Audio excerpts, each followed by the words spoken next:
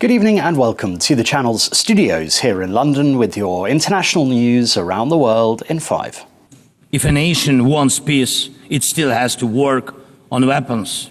It's sick, but that's the reality. Ukraine's President Volodymyr Zelensky has said Vladimir Putin will keep driving the Ukraine war wider and deeper unless he is stopped. Addressing the UN General Assembly, he called for countries to work together as peace depends on all of us. Mr. Zelensky was speaking after US President Donald Trump shifted his position on the war, saying for the first time that Ukraine could win all of its land back. Russia's war has put us in this situation, but do you have protection against similar threats? The facts are simple. Stopping this war now, and with it, the global arms race, is cheaper than building underground kindergartens or massive bunkers for critical infrastructure later.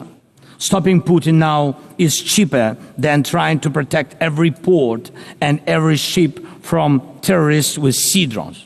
The Department of Homeland Security Secretary Kristi Noem says there are multiple injuries and fatalities after a shooting at an immigration facility in Texas. The attack happened at a Dallas field office for US Immigration and Customs Enforcement. The shooter has died of a self-inflicted gunshot wound. Doctors at one of Gaza City's last functioning hospitals say they are overwhelmed with casualties from Israeli strikes and are having to carry out operations in filthy conditions. Israeli forces are now just 500 meters away from the hospital as they expand their ground offensive to fully occupy Gaza City, which Israel's military calls Hamas's main stronghold. The IDF says it is carrying out the offensive in Gaza City to defeat Hamas and secure the release of the hostages still held by the group after 23 months of war. Typhoon Ragasa has made landfall in southern China, where nearly 2 million people have been evacuated in preparation for its arrival. It comes after authorities said at least 17 people had been killed and more missing in Taiwan after a lake burst on Tuesday, causing severe flooding in the island's east.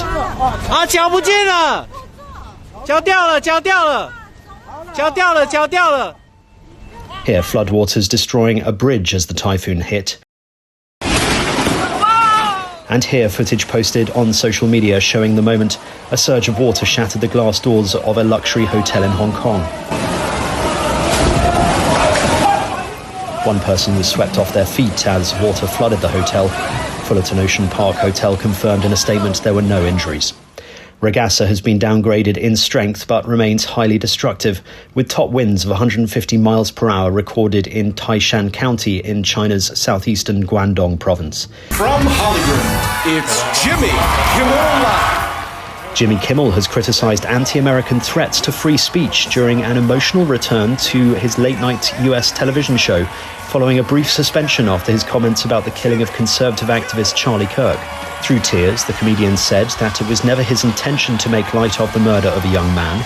Mr. Kimmel accused the head of the organization that regulates American TV of mob tactics and poked fun at President Donald Trump's appearance at the UN.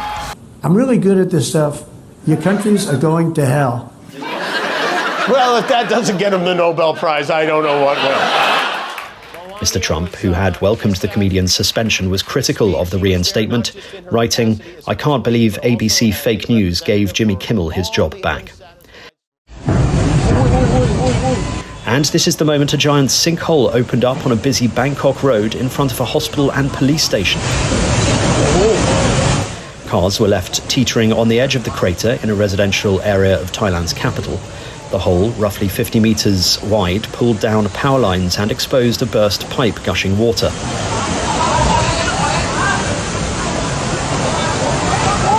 The collapse was likely linked to recent heavy rains and a leaking pipe.